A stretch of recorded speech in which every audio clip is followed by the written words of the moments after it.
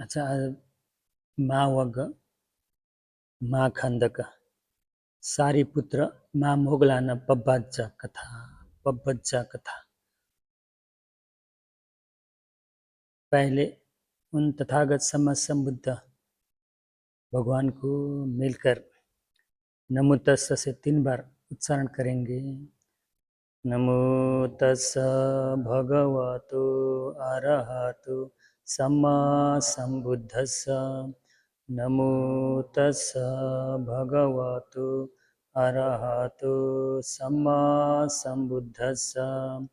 नमो तस्स भगवतो अरहतो सम्मा संबुद्धस्स।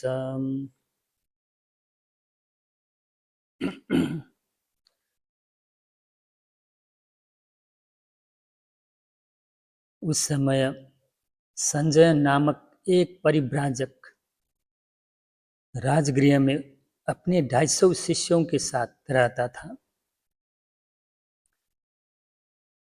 श्रावक सारिपुत्र और महामोदगल्यान भी उसी के साथ अधीन साधना करते थे।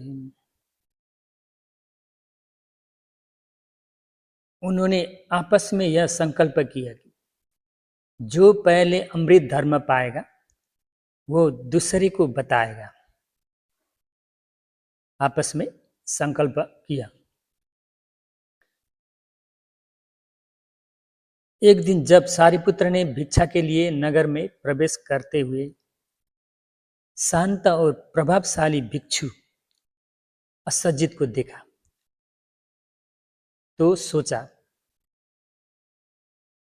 यह अवश्य ही अरहंतों में से है, मुझे उससे पूछना चाहिए। पर अभी भिक्षा के समय पूछना उचित नहीं, बाद में उसका अनुसरण करना उचित होगा। और उसने सोचा, हम उस निर्वाण की खोज में हैं जिसे केवल अनुमान से जाना गया है। जैसे जहां गर्मी है वहां शीतलता भी होगी,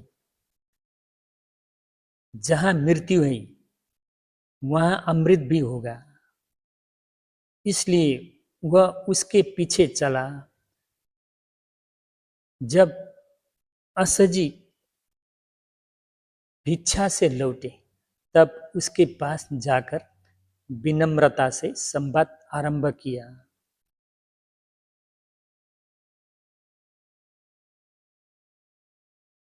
उसके नेत्र आदि इंद्रियां निर्मल और शांत थी। उसका स्वरूप भी स्वच्छ और उज्जवल था। उससे पूछा, विपसन्नानी को ते आवसो इंद्रिया परिशुद्धो छविवर्ण परियोदातो कमसी त्वम आवसो उद्देश्य पबजितो को अस्ते सथा कस्य हुआ त्वम धम्मम रोचे सीति।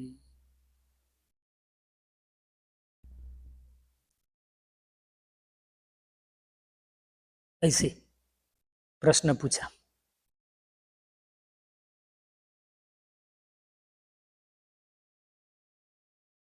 आपके गुरु कौन है?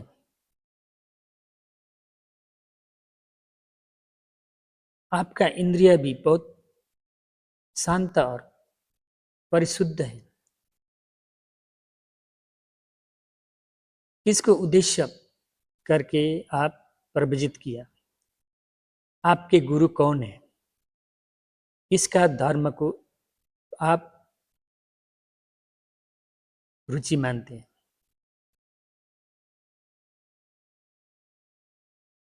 तो उसने उत्तर दिया कि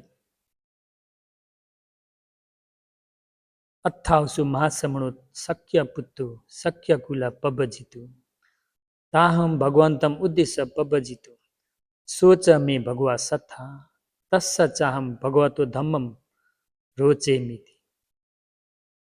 मेरे गुरु शाक्य वंश में जन्मे सन प्रवजित ग्रहण करने वाले भिक्षु गौतम है।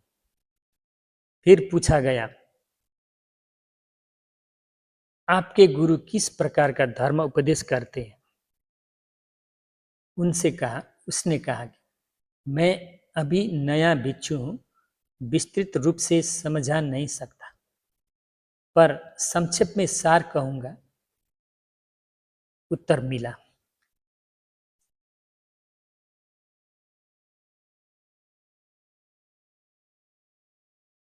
अपम बहुम भाषसु अत्थम एव में ब्रूहि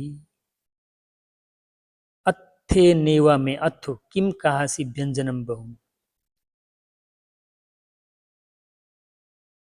संक्षेप हो या विस्तार, कृपया कहिए, मैं सुनना चाहता हूं।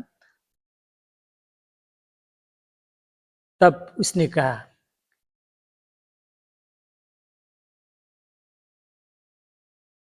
ये धम्मा हेतु पभवा तेषम हेतुम तथागतो आह तेषम च यो निरोधो एवं वादी महासमणो।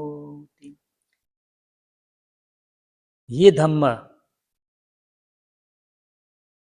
जिन धर्म कारण से उत्पन्न होते हैं, उनके कारण को तथागत ने बताया है और उनका निरोध भी बताया है। इस प्रकार महाश्रमण उपदेश करते हैं।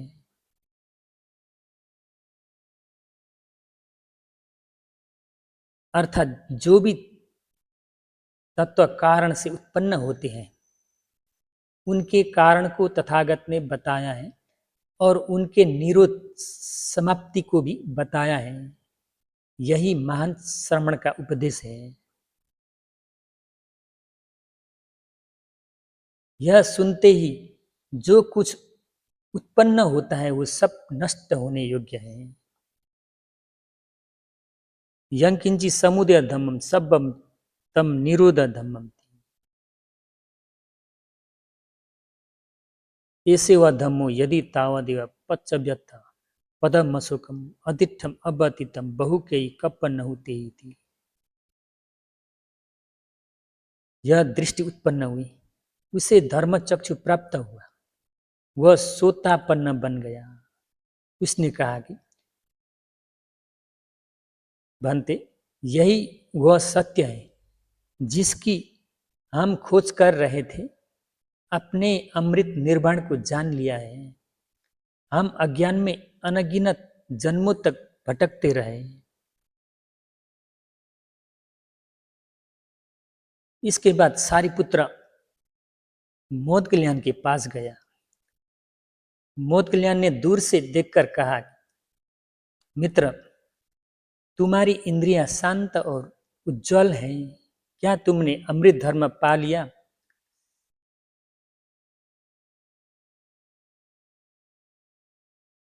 उसने उत्तर दिया, हाँ, पा लिया। और अस्सजी से हुई भेंट और उपदेश को विस्तार से बताया।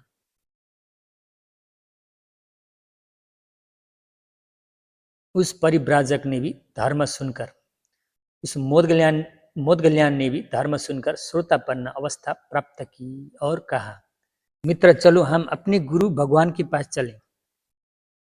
उसने अपने 250 शिष्यों से भी कहा कि वे उसके साथ चले। उन्होंने अपने गुरु संजय से अनुमति मांगी। संजय ने कहा, मत जाओ, हम तीनों मिलकर इस समूह का पालन करेंगे। 3 बार रोका, पर वे 250 शिष्यों सहित वेणुवन की ओर चले गए। तब संजय वहीं रहकर व्याकुल हुआ, यहाँ तक कि उसने रक्त वमन किया। भगवान ने दूर से सारिपुत्र और उनके साथियों को आते देखा और भिक्षुओं से कहा, प्रिय भिक्षुओं, ये कोलित मोदगल्याण और उपतिस्स सारिपुत्र आ रहे हैं। ये मेरे श्रेष्ठ शिष्य युगल होंगे और फिर वे सब यही भिक्षु दीक्षा से भिक्षु बन गए।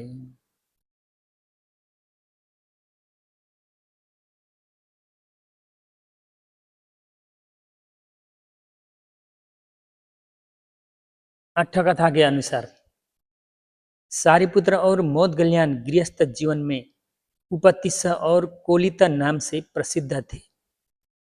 250 साथियों के साथ एक पर्वत उत्सव में गए, जहां उन्होंने सोचा सभी लोग 100 वर्षों के भीतर मृत्यु को प्राप्त होंगे। यदि मृत्यु है तो अमृत भी होना चाहिए। आओ उसे खोजें। इस विचार से वे संजय के पास गए और उसके शिष्य बने। पर 1-2 दिन में ही उन्होंने देखा कि संजय के ज्ञान की सीमा है और अमृत का बोध उसमें नहीं है। तब उन्होंने संकल्प किया, जो पहले अमृत सत्य पाएगा वह दूसरे को बताएगा। जब अस्सजी भिक्षा से लौटे तब सारिपुत्र ने उन्हें जल अर्पित किया। उनके हाथ पांव धोने के बाद विनम्रतापूर्वक प्रश्न किया। यद्यपि अस्सजी महान ज्ञान के धारक थे, फिर भी उन्होंने नम्रता से कहा, मैं विस्तार से नहीं कह सकता, ताकि शिष्य में धर्म के प्रति श्रद्धा उत्पन्न हो। ये धम्म जो कारण से उत्पन्न होते हैं, ये 5 खंड हैं, अर्थात दुख सत्य, उनका कारण समुत्पाद समुदय सत्य है, और इन दोनों का निरोध यही उनके समाप्ति का मार्ग है।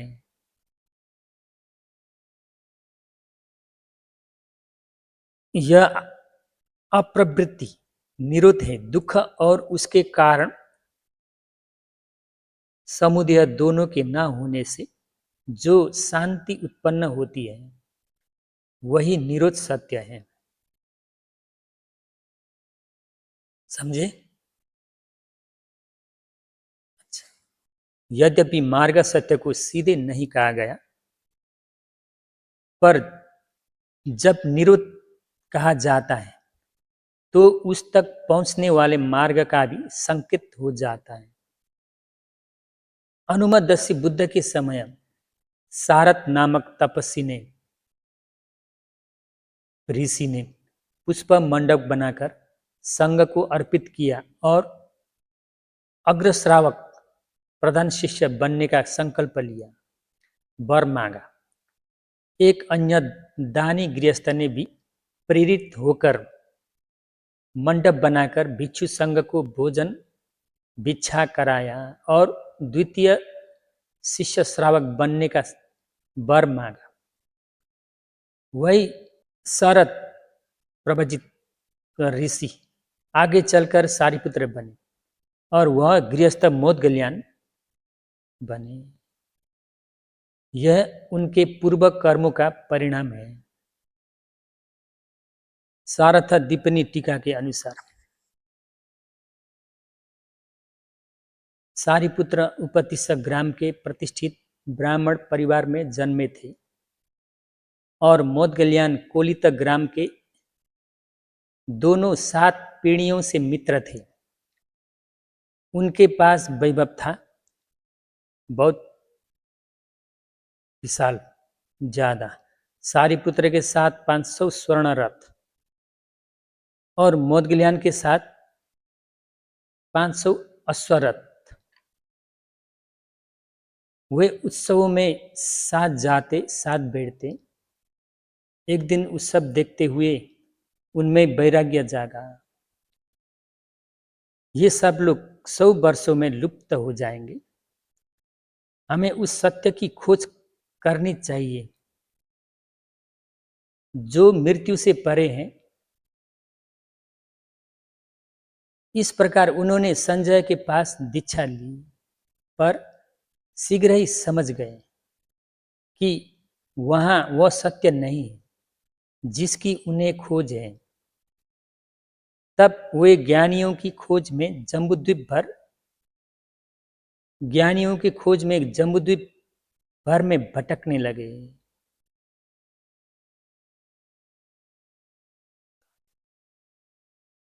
पूछताछ करते हुए जब उन्हें अपने समान कोई ज्ञानी न मिला, तब वे पुनः संजय के पास लौटे और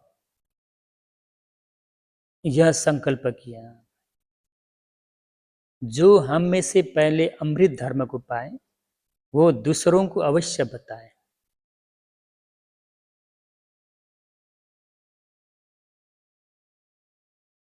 संजय परिव्राजक नग्न साधु नहीं थे, बल्कि श्वेत वस्त्रधारी परिव्राजक थे। संकल्प के बाद सारिपुत्र जब अश्वजित से मिले और सोतापन्न हुए, तब उन्होंने कहा, भंते कृपया यहीं ठहरे, मेरा एक मित्र है, उसे साथ लेकर मैं बेड़ुवन बिहार आऊंगा। ऐसा कहकर उन्होंने प्रणाम किया और अपने समूह की ओर लौट गए। अश्वजी पांच पांच भिक्षुओं में से एक थे और उन 60 भिक्षुओं में भी जिन्हें धर्म प्रचार के लिए भेजा गया था।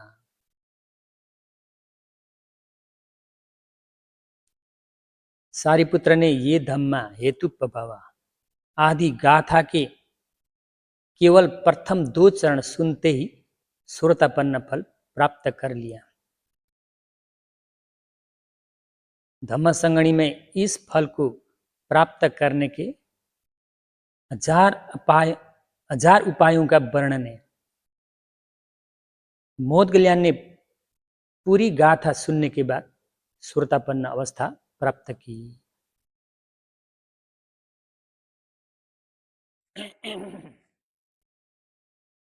जब मोदगल्याण भी सुरतापन्न हुए, तब सारिपुत्र ने सोचा, हमारे गुरु का सम्मान करना चाहिए, उन्हें भी यह धर्म बताना चाहिए। यदि वे अभी न समझे तो बुद्ध के पास जाकर समझ पाएंगे। इस प्रकार उन्होंने कहा, गुरुदेव, इस संसार में बुद्ध प्रकट हुए हैं, धर्म का उपदेश दिया गया है, संग उत्तम आचरण में स्थित हैं, आइए हम उनके दर्शन करें।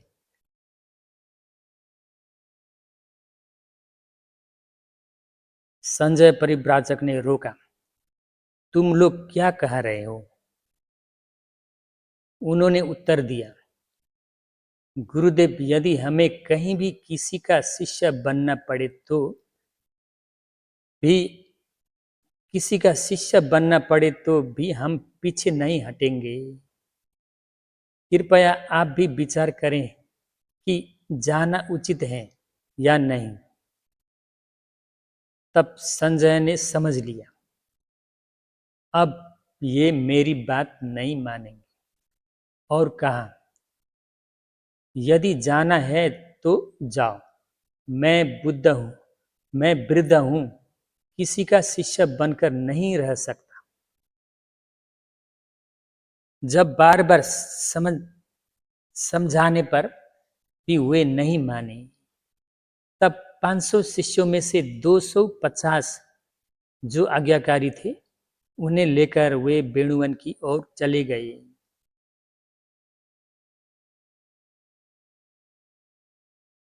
भगवान ने सभा के मध्य धर्म का उपदेश दिया। 2 अग्रश्रावक शिष्यों को छोड़कर वे 250 परिव्राजक सभी अरंत हो गए। जब भगवान ने यही एथ भिक्खु, बहुवचन में तो एथ भिक्खु, एक वचन में तो अकेला को यही भिक्खु, ज्यादा लोग को एथ भिक्खु कहकर हाथ बढ़ाया, तब सबके बाल दाढ़ी स्वयं गिर गए और वे चमत्कारिक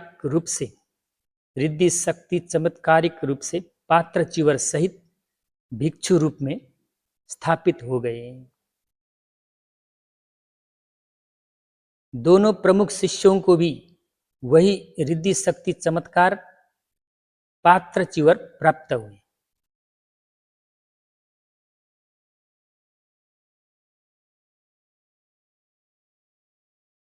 शिष्य पारमिता की महानता के कारण उनके मार्ग की पूर्णता तत्काल नहीं हुई। बाद में मोदगल्याण 7 दिनों में मगध के एक छोटे गांव के समीप साधना करते हुए थीनमिद्ध से ग्रस्त हुए। तब भगवान ने उन्हें जागृत करने के लिए धातु कमठान का उपदेश दिया। उपदेश के अंत में वे अरहंत हुए और शिष्य पारमिता की अग्र प्राप्त हुए।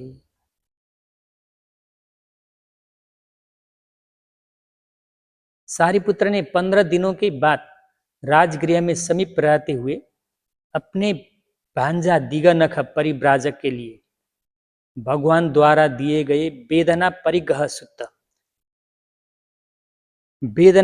सूत्र को सुनते हुए गहन अंतर्दृष्टि प्राप्त की, विशेष ज्ञान प्राप्त की, और जैसे कोई दूसरे के लिए परोसा गया भोजन स्वयं ग्रहण कर ले, वैसे ही उन्होंने उस ज्ञान को आत्मसात किया, प्राप्त किया और शिष्य पारमिता की ज्ञान की उच्च स्तर की सीमा प्राप्त होती है।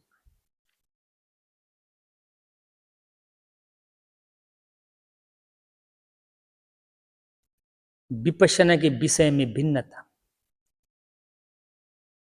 अब विपश्यना के बारे में थोड़ा बताना चाहता हूँ संक्षिप्त में, क्योंकि यह बहुत जरूरी पड़ता है ना विपश्यना।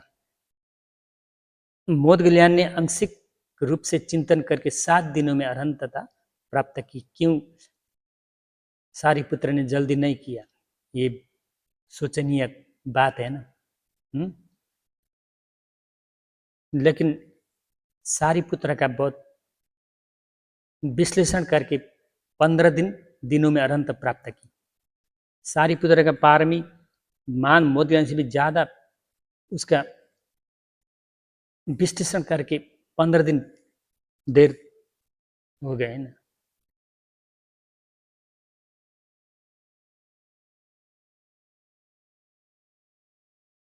मोदगल्याण ने आंशिक रूप से चिंतन करके 7 दिनों में अरहंत प्राप्त की। सारिपुत्र ने पूर्ण विश्लेषण करके 15 दिनों में अरहंतता प्राप्त की। और बुद्धों की विपश्यना तो संपूर्ण लोक धातु 1,00,000 करोड़ लोक धातु जीव सजीव निर्जीव पर व्यापक होती है। महापन्या पुथुपन्या तिखपन्या हासपन्या निभेदिकपन्या जवनपन्या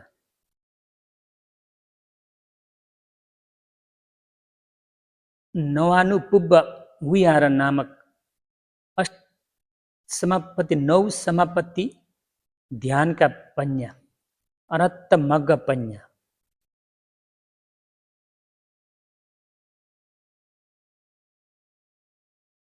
इन सबको 16 प्रकार के प्रज्ञा, इन सबको भेद कर जान लेने पर ज्ञान की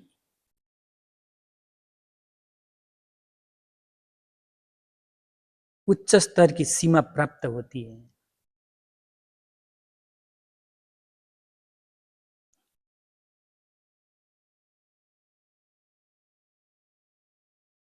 जो भगवान ने तो 1,00,000 भगवान का सम्मसन चार क्षेत्र कहते हैं ना, पाली में तो सम्मसन चार क्षेत्र, क्षेत्र का अर्थ समझता है क्या? सम्मसन चार क्षेत्र, जब विपश्यना पहुंचते समय में सम्मसन चारा से अनित्य दुख अनात्मा उसको विपश्यना करना पड़ेगा ना। अनित्य दुख अनात्मा परमार्थ रूप को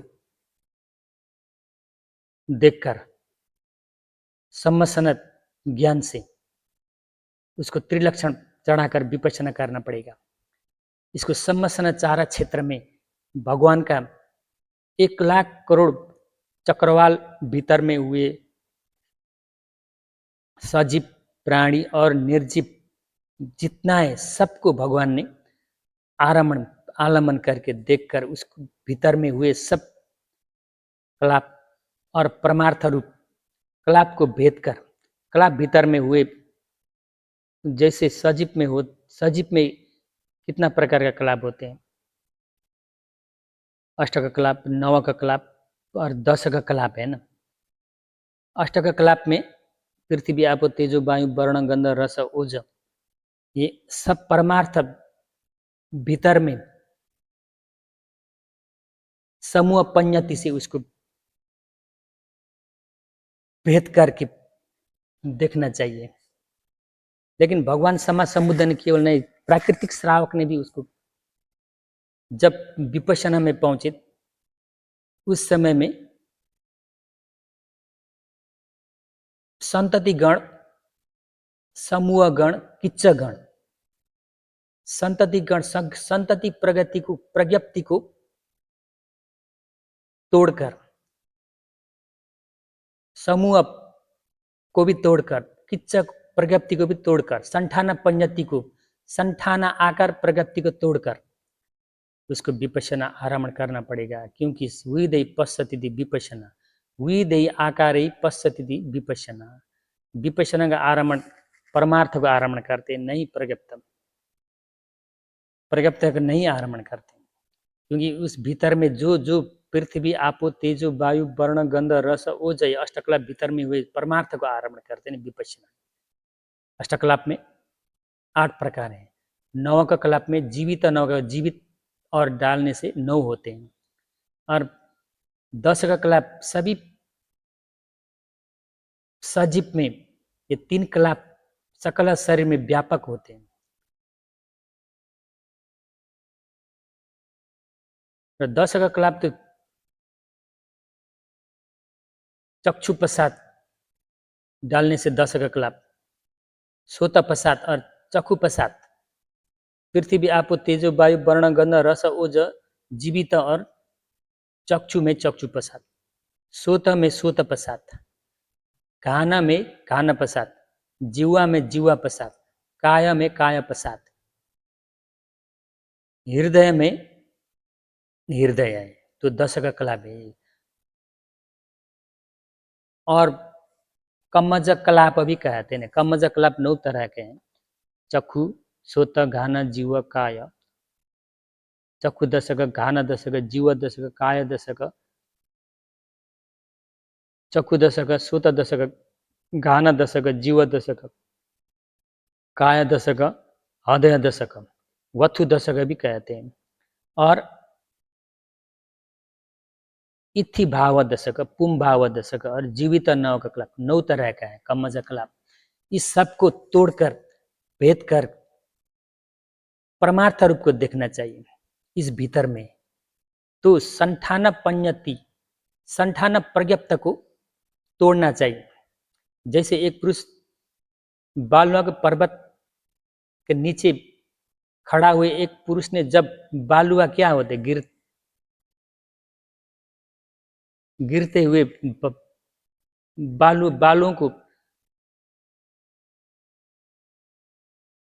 कण कण को देखते ना, क्या कहते कण कण कण को देखते ना, उसको स्थूल को नहीं देखते। जैसे उसी तरह ये स्थूल शरीर को पहले सर्वप्रथम समाधि से उसको आकार संठान पंयति को तोड़ना चाहिए धातु कमठान से।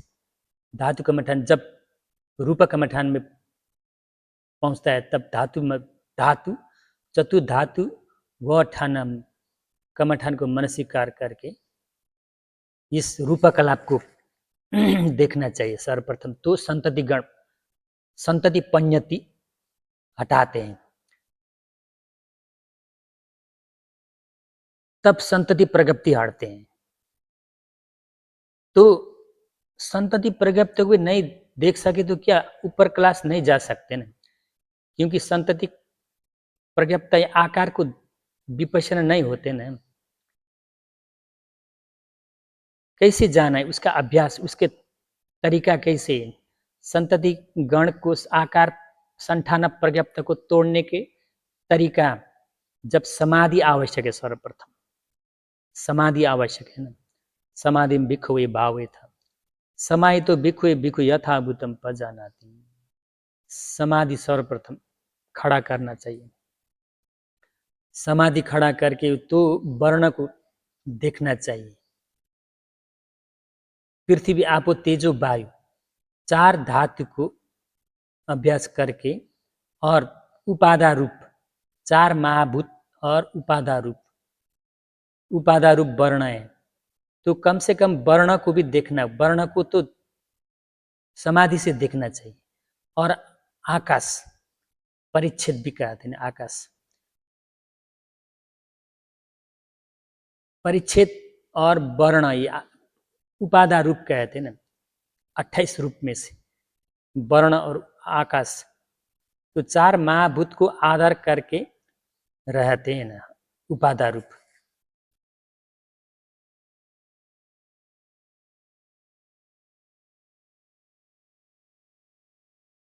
उपादान रूप महाभूत को प्रश्न कराने वाले उपादान रूप हैं। अच्छा रूप, बुरा रूप सब उपादान रूप से प्रकट होते हैं। इसलिए महाभूत उपादान रूप को प्रश्न धातु कमठान से मनसिकार करके उसको प्रश्न देखना चाहिए। तो धातु और 4 महाभूत और उपादान रूप को देखकर आकाश को परीक्षित करके उसके रूपकलाप को देखने से संतति प्रज्ञप्ति हट जाते हैं। संतति गण उस समय में हट जाते हैं, संतति गण। समझे? समझ में आया कि और पूछ सकते ना, और न समझ में नहीं आया तो, क्योंकि ये अभी धम्मत संघ में बात में विस्तार से बताऊंगा, अभी यहाँ संक्षिप्त है। तो संतति गण है, समूह गण है और किच्च गण है। ये रूप कमठान में नाम में तो आरमण गण भी है। जैसे सर्वप्रथम संतति गण को भेद कर तोड़कर समूह गण को भेद कर और किच्च गण। समूह गण का अर्थ क्या है? संतति गण तो आकार है, जो आंखा, नाक, कान, सिर, पाव सब ये आकार देखते ना। संठाना पंयति है ना, ये संठाना पंयति को सर्वप्रथम समाधि से धातु मनसिकार कमठान से ध्यान करते करते तो संठाना पंयति तोड़ जाते हैं। उस समय में रूपकलाप देखते हैं। रूपकलाप संतति गण अभी प्रगति हट गया है, बात में समूह गण है ना। लेकिन इस संतति गण रूपकलाप भी, उसको भी अनित्य दुख अनात्मा समसना ज्ञान नहीं कर सकते, समसना नहीं कर सकते, विपश्यना नहीं कर सकते, लेकिन उसको भी प्रगप्त कहते हैं। इसलिए समूह गण को फिर से उसको तोड़ना चाहिए। समूह गण को कम से कम एक कलाप में 8 प्रकार के रूप परमार्थ रूप है। 8 प्रकार भी है, कुछ कुछ कलाप में 9 प्रकार के रूप भी है, कुछ कुछ कलाप में 10 प्रकार के रूप भी है। ये सभी को प्रश्न करके देखना चाहिए, तो समूह गण समूह प्रज्ञप्त हट जाते हैं उस समय। तो बात में किच्च गण का अर्थ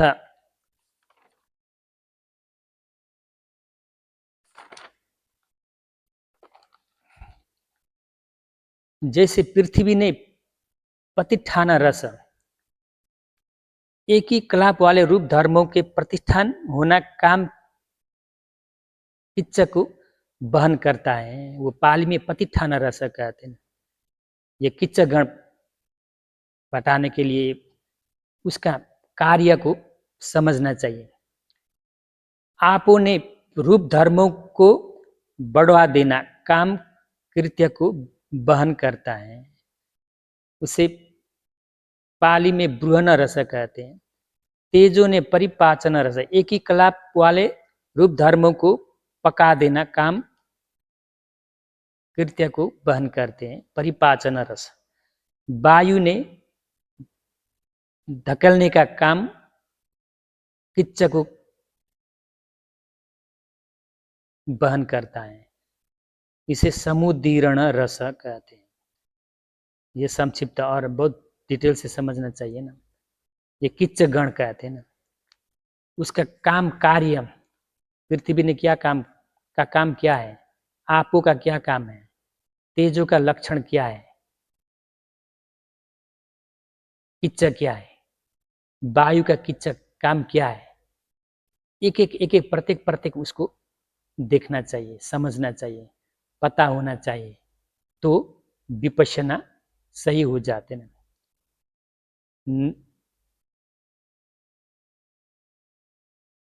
इसलिए संततिगण, समूहगण, किच्चगण सबको तोड़ के विपश्यना आरम्भ, परमार्थ आरम्भ को समसना ज्ञान से शुरू करके विपश्यना करना चाहिए। अच्छा, यह संक्षिप्त है, बाद में हम विस्तार बताऊंगा।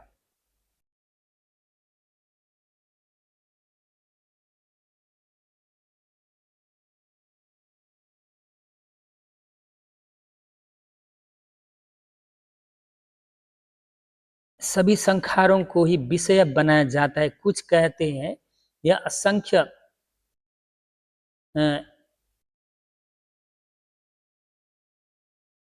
1,00,000 करोड़ विश्व प्रणालियों तक विस्तृत है। प्रत्येक बुद्ध अपने प्रवाह सहित मध्य देश के भीतर समस्त जीवित, अजीवित, सजीव, निर्जीव संखारों को देखते हैं। कुछ इस समुचे जम्बूद्वीप तक कहते हैं प्रत्येक बुद्ध को, लेकिन समाज समुद्र भगवान को तो 1,00,000 करोड़ है उसका समसनाचार क्षेत्र। प्रत्येक बुद्ध का मध्यम देश के भीतर समस्त सजीव निर्जीव संखारों को देखते हैं। कुछ लोगों ने तो समग्र जम्बूद्वीप तक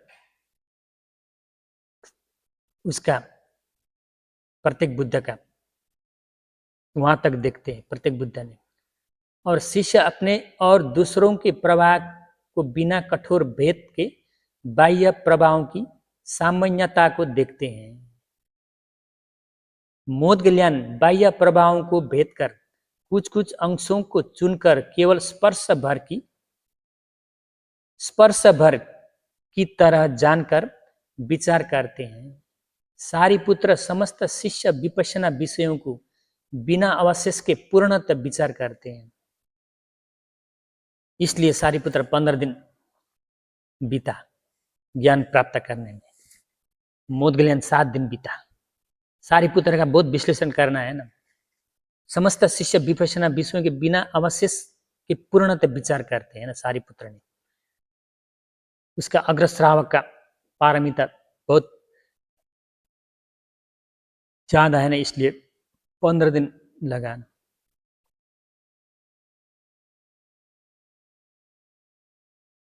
अच्छा, विपश्यना की तुलना प्रकाश से की गई है। 6 प्रकार के साधक होते हैं।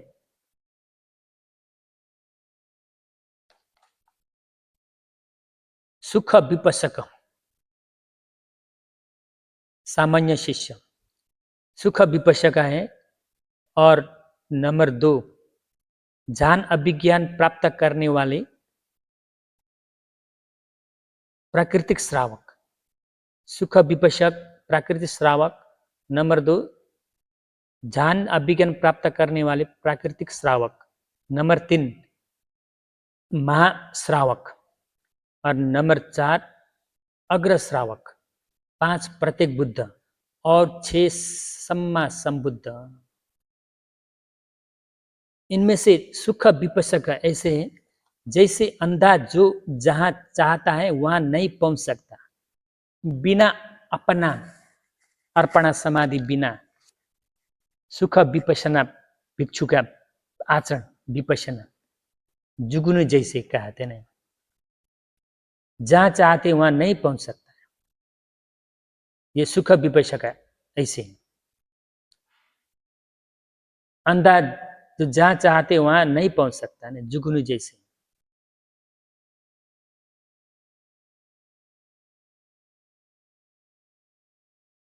तो नंबर 2 वाले प्राकृतिक श्रावक, ध्यान अभिज्ञान प्राप्त करने वाले, अर्पणा समाधि प्राप्त करने वाले श्रावक का ज्ञान अग्नि ज्योति जैसे है।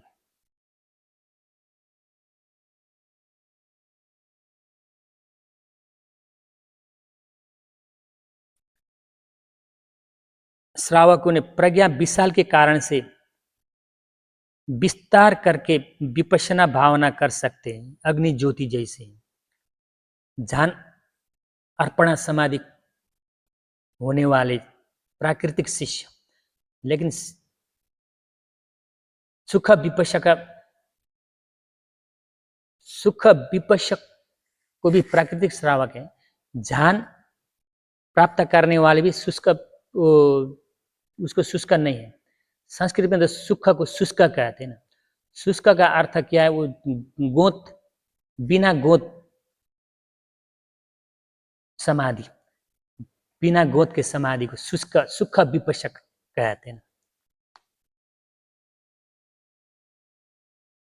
उसका जुगनू जैसे, लेकिन अर्पणा समाधि वाले को तो अग्नि ज्योति जैसे। तो महाशिष्य का, महाश्रावक का ज्ञान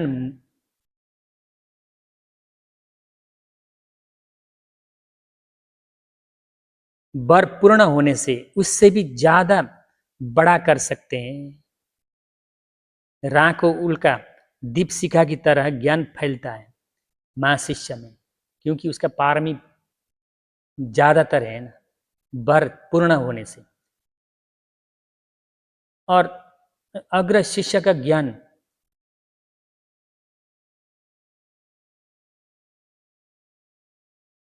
अग्र शिष्य के नक्षत्र ज्योति के समान होते हैं, नक्षत्र तारा के समान होते हैं,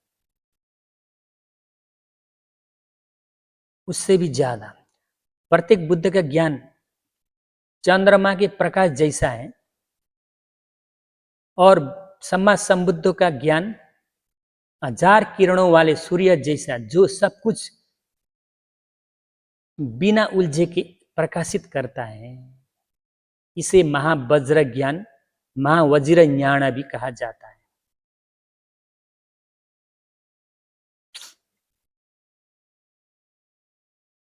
समझे क्या?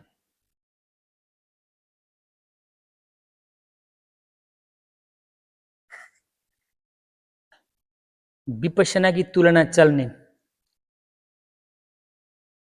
विपश्यना का विपश्यना की तुलना चलने से भी की गई है। शुष्क विपश्यक का मार्ग ऐसा है जैसे अंधा लाठी टटोलते हुए चलता है, और प्राकृतिक शिष्य अर्पणा समाधि ध्यान गोत होने वाले श्रावक का लकड़ी के पुल पर चलता हुआ है।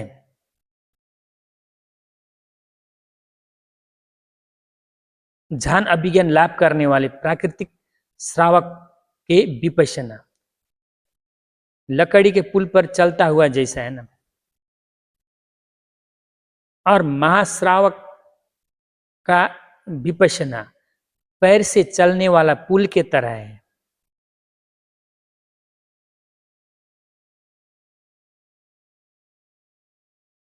अग्र शिष्य ऐसे है जैसी जैसे गाड़ी के पुल पर चलते हो, समझे?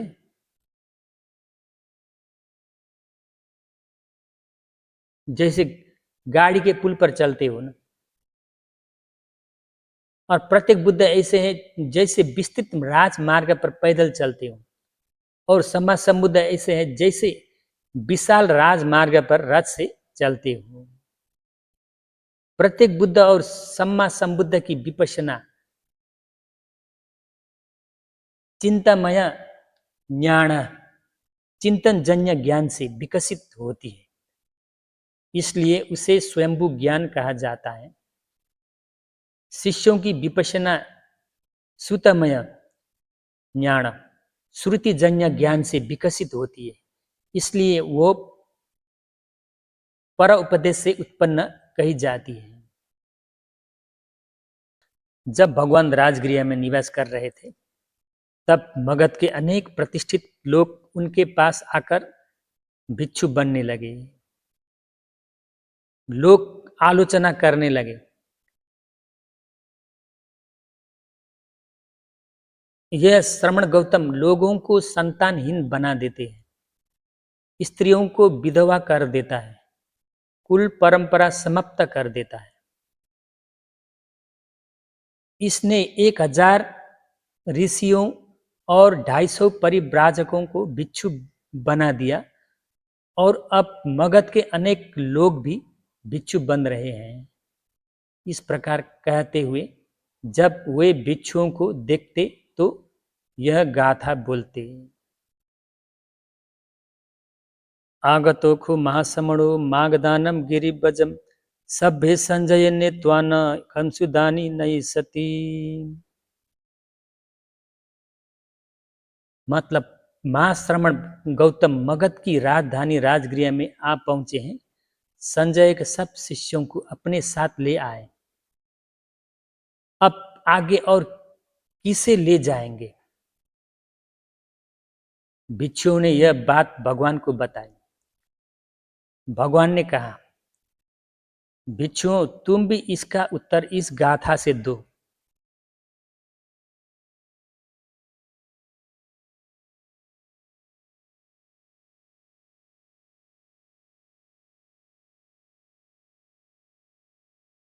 नयन्ति वे महावीरा सधम्मेन तथागता धम्मेन नयमानानं का उसूया विजानतम। अर्थात महावीर तथागत सत्य धर्म से ही लोगों को मार्ग दिखाते हैं। जो धर्म द्वारा मार्गदर्शित होते हैं उनके लिए ईर्ष्या कैसी? महावीर महान प्रयास करने वाले तथागत निश्चय ही सद्धर्म के द्वारा ही मार्ग दिखाते हैं।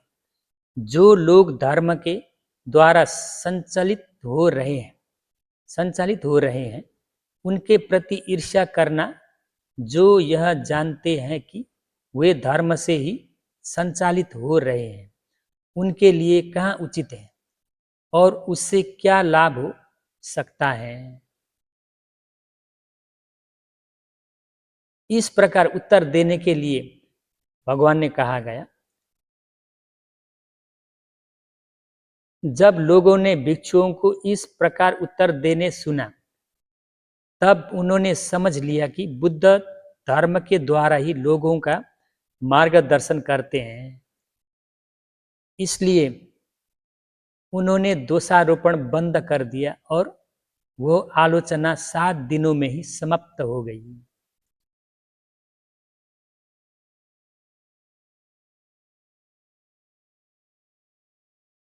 वज्र बुद्धि टीका के अनुसार